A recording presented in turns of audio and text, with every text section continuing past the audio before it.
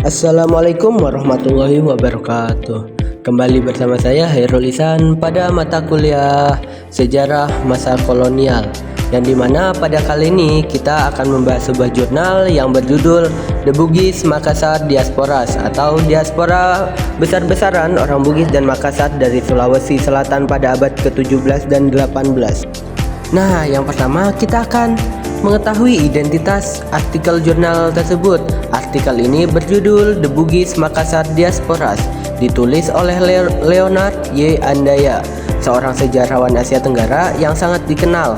Artikel ini diterbitkan dalam Journal of the Malaysian Branch of the Royal Asiatic Society, volume 68, nomor 1 tahun 1995.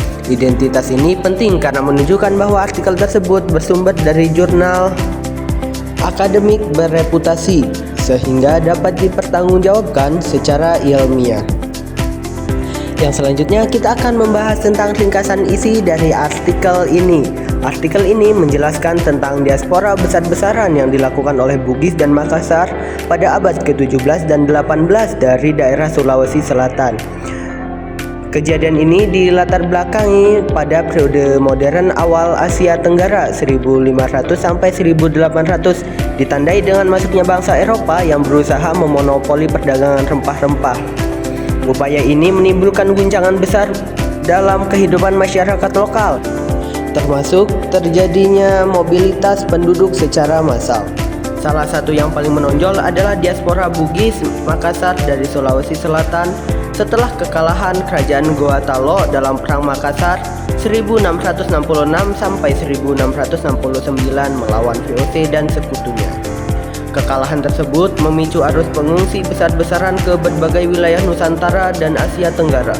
Sebagian kelompok Bugis berhasil membangun komunitas kuat di dunia Melayu, Sumatera, dan Kalimantan, sementara diaspora Makassar banyak yang gagal dan terserap ke masyarakat setempat. Fenomena ini menunjukkan bagaimana kolonialisme, konflik lokal, dan dinamika perdagangan global membentuk pola migrasi serta identitas baru masyarakat Asia Tenggara. Adapun tujuan penelitian ini untuk menjelaskan mengapa diaspora Bugis bisa berhasil membentuk komunitas kuat di luar Sulawesi, sedangkan diaspora Makassar justru gagal. Dan metode yang digunakan oleh Andaya menggunakan pendekatan sejarah dengan menganalisis berbagai sumber, arsip VOC, catatan Inggris, serta naskah lokal seperti Tuhfat Al-Nafis dan Silsilah Melayu Bugis. Adapun hasil utama dari penelitian ini adalah diaspora Makassar gagal karena para bangsawan tinggi tetap ingin diperlakukan setara dengan raja tuan tak rumah, sehingga terjadi konflik otoritas. Sementara diaspora Bugis berhasil karena pemimpinnya lebih fleksibel, mau berasimilasi, bahkan menciptakan struktur pemerintahan diaspora yang menggabungkan adat Bugis dengan sistem politik lokal. Adapun untuk analisis kritis dari jurnal ini, yaitu kekuatan artikel ini kuat karena memakai berbagai sumber primer, baik kolonial Belanda maupun Inggris maupun dokumen lokal.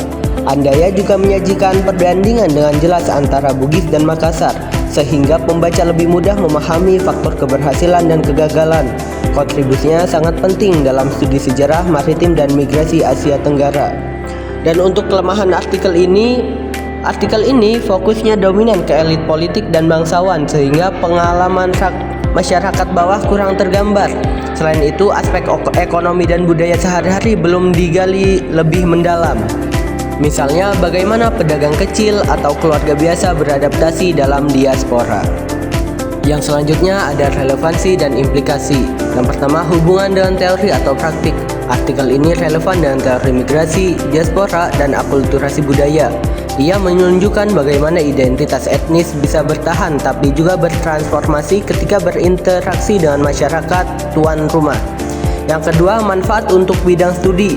Penelitian ini sangat bermanfaat bagi kajian sejarah Asia Tenggara, khususnya tentang hubungan kekuasaan lokal, kolonialisme, dan dinamika antar etnis.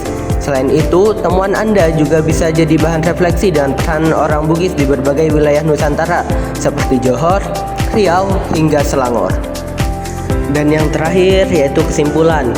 Pada akhir abad ke-17 hingga awal abad ke-18 terjadi eksodus besar dari Sulawesi Selatan menuju Sumbawa, Jawa, Sumatera, Malaya, dan Kalimantan Barat.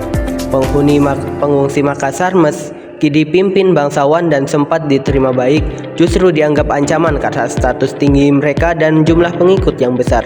Hal ini memicu konflik dengan penguasa lokal serta VOC yang menginginkan stabilitas. Sebaliknya, diaspora Bugis di dunia Melayu dan Barat Daya Sumatera lebih berhasil.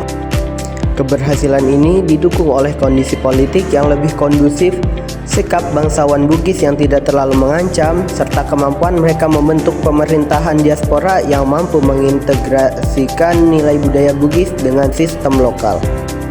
Mungkin cukup sekian saja pada penjelasan kali ini. See you next time.